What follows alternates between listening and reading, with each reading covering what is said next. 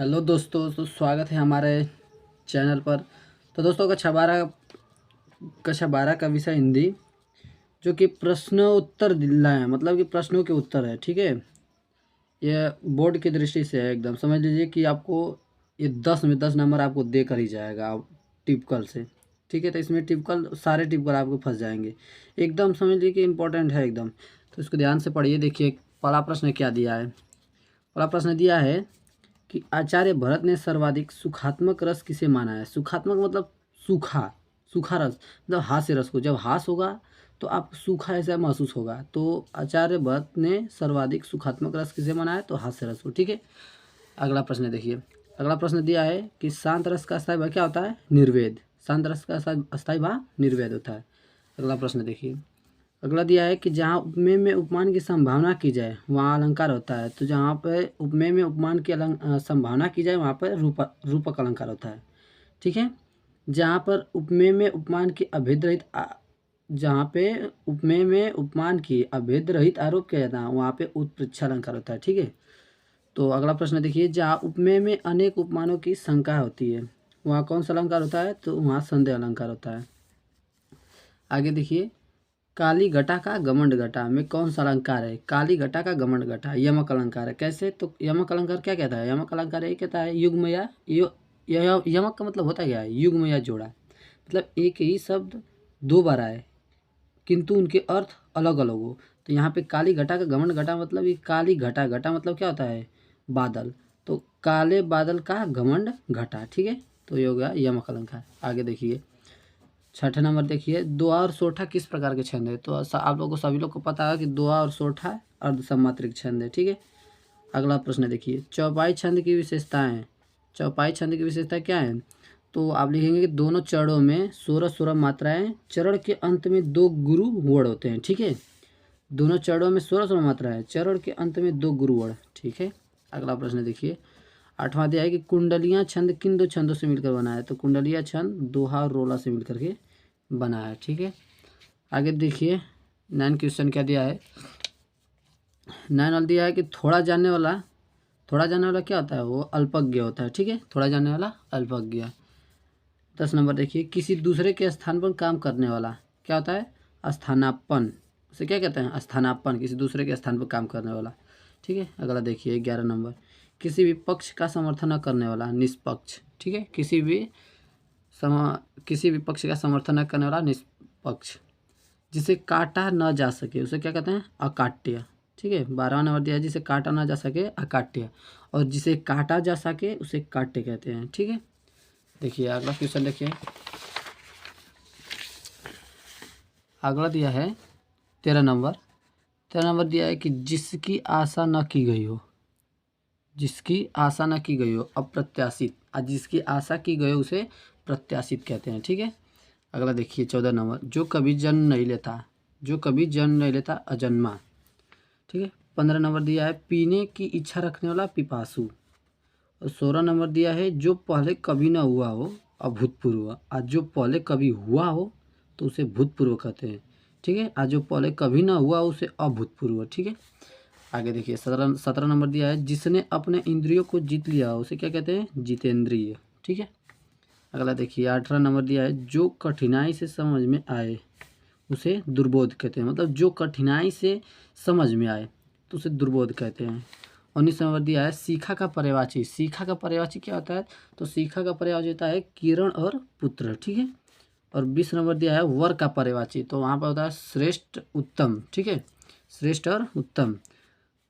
कर का पर्यायवाची होता है किरण और हाथ। ठीक है, किरण और हाथ। और 22 नंबर दिया है कौशिक का पर्यायवाची होता है इंद्र और शिव। ठीक है, 23 नंबर दिया है 100 अजान एक सुजान के लेखक हैं। 100 अजान एक सुजान के लेखक कौन है, तो यहाँ पे बालकृष्ण भट्ट हो जाएंगे, बालकृष्ण भट्ट। ठीक है, भारत भारत की एकता के लेखक हैं। भारत की एकता ये तो सब लोग को पता होगा, वासुदेव शरण अग्रवाल जी हैं। ठीक है, आगे देखिए। 25 नंबर दिया है सरदार पूर्ण सिंह किस युग के लेखक है। सरदार पूर्ण सिंह किस युग के लेखक हैं, मतलब द्विवेदी युग के लेखक हैं। किसके हैं, द्विवेदी युग के लेखक हैं। ठीक है, अब मैला आंचल 26 नंबर दिया। मैला आंचल किसकी उपन्यास है, तो यह है फणीश्वर नाथ रेणु की। सो यहाँ पे रेणु होगा। ठीक है, रेणु, फणीश्वर नाथ रेणु की। 27 नंबर दिया है ब्राह्मण पुत्र, यहाँ पे पुत्र होगा, ब्राह्मण पुत्र के संपादक कौन है? तो उत्तर हो जाएगा प्रताप नारायण मिश्र। ठीक है, अगला क्वेश्चन देखिए, अगला दिया है 28 नंबर। 28 नंबर दिया है, 28 नंबर दिया है कि शिक्षा का उद्देश्य निबंध के लेखक है। शिक्षा के उद्देश्य का निबंध के लेखक कौन है? तो संपूर्णानंद जी हैं। ठीक है, 29 नंबर देखिए, 29 नंबर दिया है श्रृंगार रस मंडल के रचनाकार हैं। तो ये हो जाएगा गोस्वामी विट्ठलनाथ के। ठीक है, किसके रचना है? तो गोस्वामी विट्ठलनाथ की। 30 नंबर देखिए, सदल मिश्र की रचना है। सदल मिश्र की रचना है नासिक उपाध्याय। ठीक है, 31 नंबर देखिए, काशी नागरिक प्रचारिणी सभा के संस्थापक कौन है? तो श्याम सुंदर दास जी हैं। ठीक है, आगे देखिए 32 नंबर दिया है, अष्टयाम के रचयिता है नाभादास। अष्टयाम के रचयिता नाभादास, सॉरी, तो यहाँ पे नाभादास हो जाएगा। आगे क्वेश्चन देखिए 33 नंबर। 33 नंबर दिया है कि ध्रुव स्वामिनी की रचना विधा है नाटक। ध्रुव स्वामिनी की रचना विधा है नाटक। ठीक है, अगला देखिए 34 नंबर, बाण भट्ट की आत्मकथा के लेखक है हजारी प्रसाद द्विवेदी जी हैं। ठीक है, 35 नंबर दिया कि परीक्षा गुरु के लेखक हैं, परीक्षा गुरु के लेखक हैं लाला श्रीनिवास दास। ठीक है, 36 नंबर दिया है शेखर एक जीवनी के लेखक हैं। शेखर एक जीवनी के लेखक है, तो ये हमारा उत्तर हो जाएगा यहाँ पे सच्चिदानंद हीरानंद वात्स्यायन अज्ञेय। ठीक है, 37 नंबर दिया है बहादुर कहानी के लेखक हैं अमरकांत द्वारा। ठीक है, अमरकांत द्वारा बहादुर कहानी लिखी गई है। तो 38 नंबर दिया है ओल्गा से गंगा गद्य विद्या की दृष्टि से है, तो एक कहानी संग्रह से है। ठीक है, 39 नंबर दिया है राष्ट्र का स्वरूप निबंध संकलित है। राष्ट्र का स्वरूप किस निबंध में संकलित है? निबंध संकलित है मतलब कि राष्ट्र के स्वरूप में संकलित है निबंध, तो कौन कौन से? तो पृथ्वी और पुत्र। ठीक है, पृथ्वी और पुत्र में। तो और 40 नंबर देखते हैं, चिंतामणि के रचनाकार हैं आचार्य रामचंद्र शुक्ल। 41 नंबर दिया है आचरण की सभ्यता निबंध के लेखक है, तो आचरण की सभ्यता निबंध के लेखक सरदार पूर्ण सिंह है। ठीक है, आगे देखिए रसज्ञ रंजन निबंध संग्रह के रचनाकार हैं महावीर प्रसाद द्विवेदी। ठीक है, चलिए तो अगला क्वेश्चन देखते हैं। तो अगला क्वेश्चन दिया है हमारा 43 नंबर। 43 नंबर दिया है कीर्तिलता के रचनाकार हैं। कीर्तिलता के रचनाकार हैं, कीर्तिलता के रचनाकार हैं विद्यापति। ठीक है, द्विवेदी युग की समय सीमा है 1900 से 1922 ईस्वी तक है द्विवेदी युग की समय सीमा। और आदिकाल, आदिकाल के का अन्य नाम क्या है? आदिकाल का अन्य नाम है सिद्ध सामंत काल। कामायनी किस युग की रचना है? तो कामायनी हमारे छायावादी युग की रचना है। और 47 नंबर दिया है कितनी नाव में कितनी बार काव्य कृति है? तो यहाँ पे हो जाएगा आंसर सच्चिदानंद हीरानंद वात्स्यायन अज्ञेय।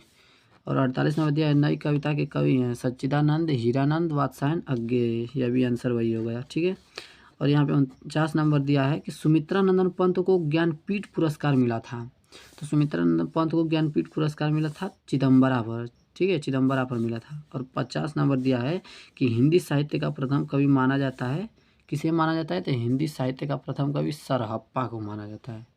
तो इस प्रकार से हमने 50 क्वेश्चन आपको बता दिया, जो कि उसमें उत्तर के साथ साथ आपको बता दिया। ठीक है, यहाँ से आपको समझ लीजिए कि ये जो टिपिकल वाले आने वाले हैं ना जितने प्रश्न सभी इसमें से फंस जाएंगे, तो गारंटी है।